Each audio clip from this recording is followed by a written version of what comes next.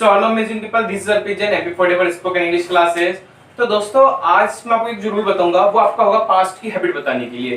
Past की habit आप कैसे बताएंगे? अगर आप कुछ बोलना चाहते हैं कि मैं पहले अमन से मिलता था, तो आप पहले मिलते थे पर आप अभी नहीं मिलते हो, तो ये चीज को आप कैसे एक्सप्रेस करेंगे? तो हम वही चीज देखने वाले हैं। चलिए आइए दोस्तों, हम देखते हैं। तो जो हमारा आज का रूल है ये है यूज्ड टू। यूज्ड टू, ठीक है। तो बिल्कुल बेसिक सेंटेंस बनेगा जैसे मैं अमन से मिलता था, पहले मिलता था और अब नहीं मिलता हूं। It means this rule shows past habit, ठीक है। मैं अमन से मिलता था, तो आई, कोई भी सेंटेंस में पहले सब्जेक्ट आएगा, उसके बाद हम इसको एज इट इज लिख देंगे कि मैं पहले मिलता था, आई यूज्ड टू, ठीक है। अब जो एक्शन होगा वो आ जाएगा, क्या होता था? मिलता था। I used to meet Aman, I used to meet Aman, मैं अमन से मिलता था। वो झूठ बोलता था, मतलब पहले उसकी झूठ बोलने की आदत होगी, वो झूठ बोलता था बट अब नहीं बोलता है, तो वो झूठ बोलता था। तो ही के बाद आपका फिर यहाँ पे यूज्ड टू आ जाएगा, he used to tell a lie, तो वो पहले झूठ बोलता था। वो इंदौर में रहता था, he used to live in Indore. अब अगर आपको इसका नेगेटिव बनाना है तो सिंपल सा, क्योंकि ये पास्ट का रूल है, पास्ट की हैबिट बताता है, तो इसका नेगेटिव भी आपका डिड से बनेगा। तो डिड नॉट प्लस वर्ब की फर्स्ट फॉर्म का यूज हो जाएगा। मतलब आप जो देख रहे हैं कि यहाँ पे जो हमारा रूल है यूज्ड टू, तो जब डिड लगेगा तो यहाँ का जो आपका ये डी है ये हट जाएगा। तो आपका रूल कैसा हो जाएगा? जैसे यहाँ पे ये यूज्ड टू है, तो यूज्ड टू से रूल कैसा बन जाएगा? Did not plus used to, did not used to, फिर ये आपका रूल होगा।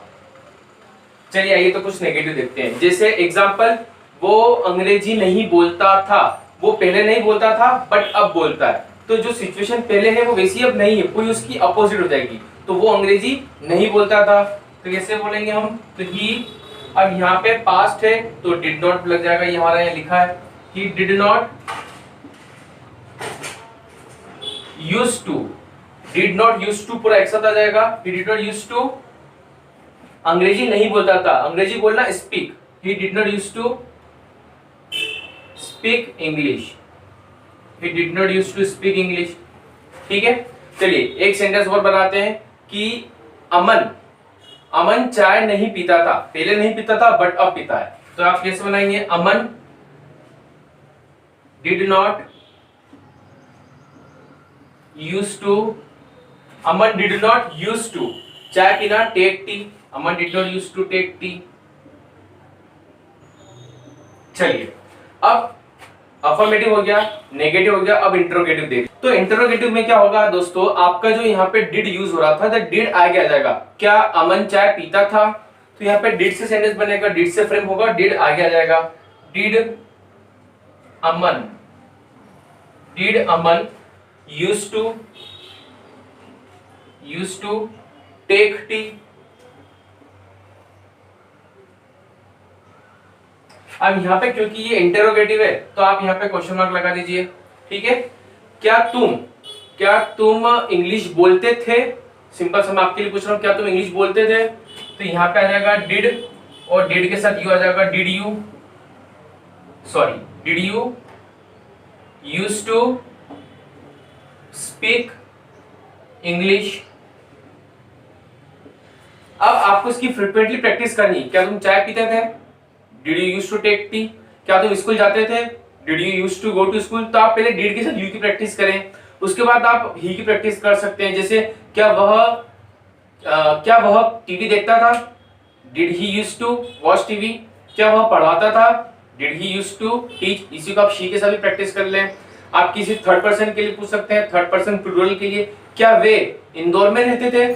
तो डिड दे, एक बार हम इसका सेंटेंस फ्रेम कर लेते हैं, क्या वे इंदौर में रहते थे? तो डिड दे यूज, सॉरी अब देखिएगा मैंने क्या लिखा है, क्या वे इंदौर में रहते थे। अब क्योंकि यहाँ डिड है तो यहाँ पे ये जो डी लिखा है मैंने ये गलत है, तो यहाँ पे आपको इस डी का यूज नहीं करना है, इसको हटा दीजिए। तो did they used to live in Indore, used to live in Indore, ये आपका सेंटेंस हो जाएगा। अच्छा, अब अगर आपको ये होगा सिंगल इंटरोगेटिव, अब आपको डबल इंटरोगेटिव यूज करना है, तो इसके आगे सिंपल सा एक क्वेश्चन वर्ड कोई सा भी लगा दीजिएगा तो डबल इंटरोगेटिव बन जाएगा। जैसे अभी हमारा सेंटेंस क्या है, did they used to live in Indore, क्या वे इंदौर में रहते थे।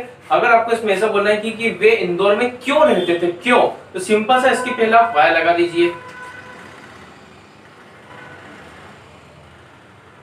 Y.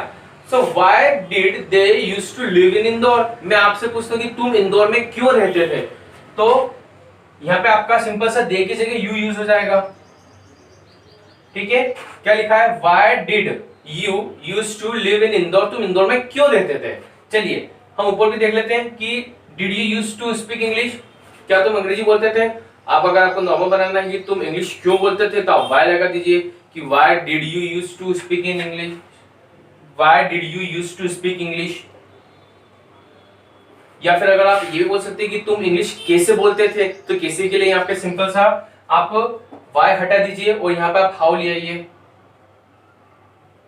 How did you used to speak English, तुम इंग्लिश कैसे बोलते थे। चलिए पहला सेंटेंस है Did Aman used to take tea, क्या अमन चाय पीता था, तो आप ये बोल सकते हैं कि अमन चाय कब पीता था, तो कब के लिए आप यहाँ when लगा दीजिए। तो when did Aman used to take tea, अमन चाय कब पीता था। तो जब भी आपको पास्ट की हैबिट बतानी है, आप सिंपल सा यूज्ड टू का रूल फॉलो करें। चलिए एक बार प्रैक्टिस कर लेते हैं। सिंपल सा एक सेंटेंस है कि मैं पढ़ाता था, आई यूज्ड टू टीच। मैं नहीं पढ़ाता था, I did not use to teach. क्या मैं पढ़ाता था, did I use to teach. मैं कब पढ़ाता था, when did I use to teach. या फिर मैं क्यों पढ़ाता था, why did I use to teach. ठीक है, तो इस तरीके से आप इसकी प्रैक्टिस कर सकते हैं। तो जब भी आपको पास्ट का, अपनी पास्ट की हैबिट बतानी है, तो आप इस रूल का सिंपली यूज कर सकते हैं। ठीक है, ओके, थैंक यू दोस्तों।